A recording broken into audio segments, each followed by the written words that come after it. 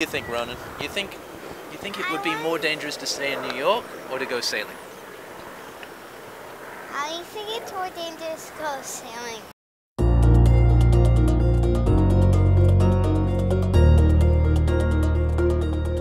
I'm very nervous.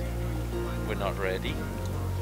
We've been working on the boat all summer. What are you afraid of going on this journey? The boat's gonna sink or capsize. Something will go wrong in the boat. I have no idea what. Something will go wrong, you know. Lines will break, something will happen on the trampoline, maybe the dinghy won't be fastened down properly. The thing about sailing is you don't know what will go wrong, and we'll find out whether I'm a good enough captain to react appropriately and safely, because I have no idea. But, you know, if I could predict what would go wrong, I would stop it from going wrong. My mom broke her finger at a 50 to 60 mile per hour wind.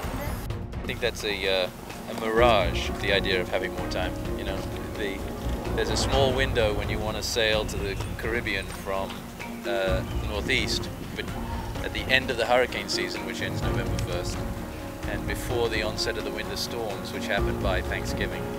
So, you know, there is no more time. We gotta go.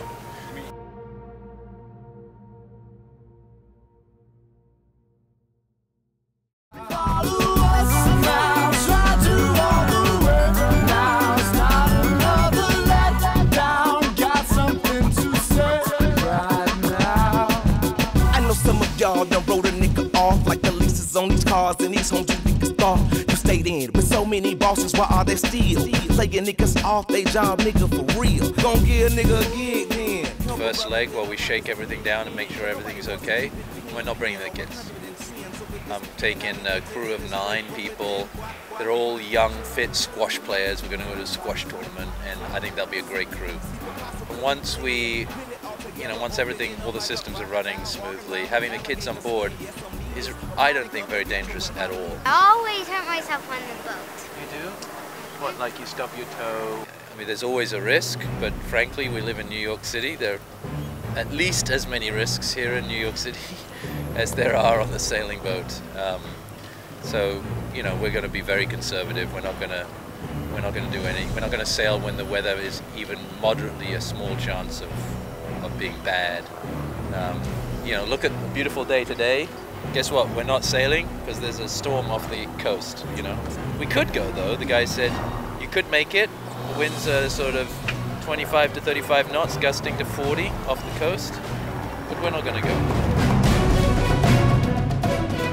Tuck it, and we're having a nice time, and then a storm blew up and we're in a mooring, and we slipped on the mooring board, so the mooring board, and so we woke up and 2 boats were crashing to either side of it, so we had to run and cut us off the mooring, and then we had to get another mooring onto the boat. And at this point there was 40-mile-an-hour winds and very heavy seas. I had to try and hook the mooring onto the boat, and wrapped around my finger and pulled. But it was such an emergency situation, I didn't even realize I'd broken my finger until we got a mooring onto the boat. And James took one look at my finger and said, "That's broken."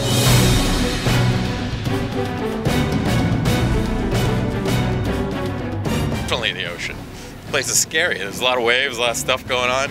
We don't want to hear any stories about James not coming back. That's not good. I hear the Bermuda Triangle is formidable.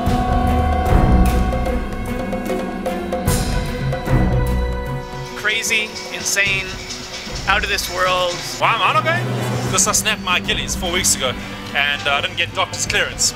James said I could go, but What's the worst that could happen to you if you went? I could snap my Achilles again or I could die. We all live on a boat, That's a sane response to think we're crazy. but it's life, you know, we want more life, we want to live, and this is a way to live, for sure. Life's short, and everyone has something that they really want to do.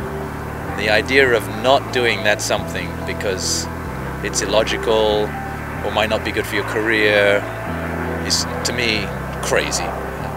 If there's something that you want to do, you get one shot at this planet, and you should do it now.